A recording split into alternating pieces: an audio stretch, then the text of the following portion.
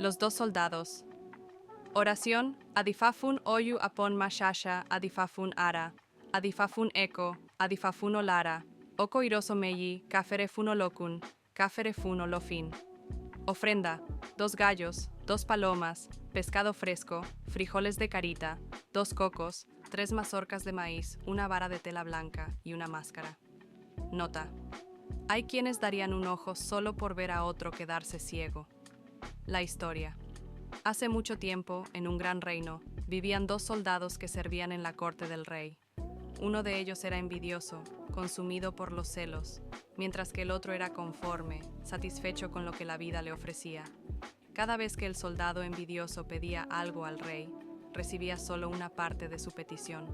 Pero el soldado conforme, sin siquiera pedir nada, recibía el doble. Esto atormentaba al soldado envidioso. ¿Por qué mi compañero recibe el doble mientras yo solo obtengo lo que pido?, se preguntaba con amargura. Lo que él no sabía era que el rey, conociendo su corazón lleno de envidia, había establecido esta regla deliberadamente. Un día, el rey, buscando entretenimiento, llamó a su consejero y dijo: «Divirtámonos un poco con estos 2 soldados». Los soldados fueron convocados ante el trono. Con una sonrisa astuta, el rey les habló: «Hoy les concedo un privilegio especial. Pidan lo que deseen y se les concederá. Pero recuerden, lo que uno pida, el otro lo recibirá en el doble de cantidad». El corazón del soldado envidioso latía con emoción. Por fin, tenía la oportunidad de pedir primero. Pero entonces, un pensamiento oscuro se apoderó de él.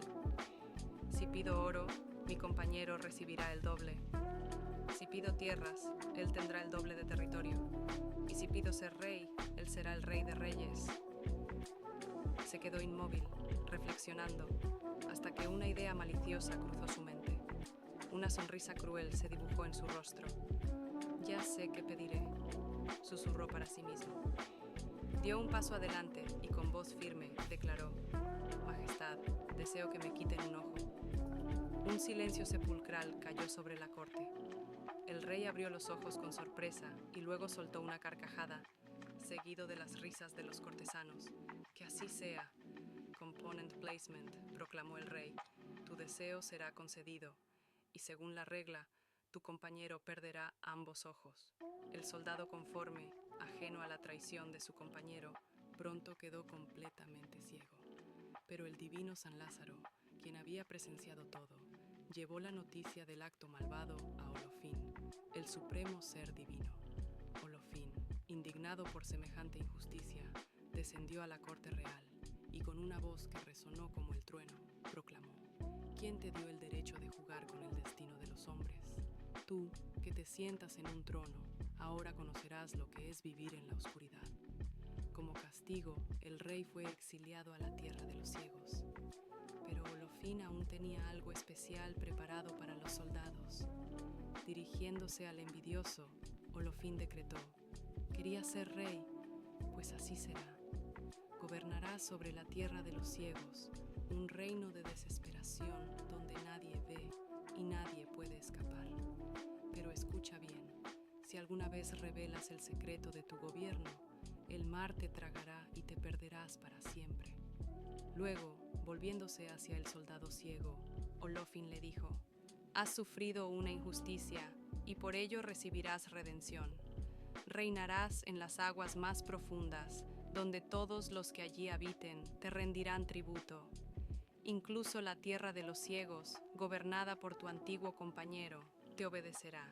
Y aunque no puedas ver, tu sabiduría guiará a tu pueblo».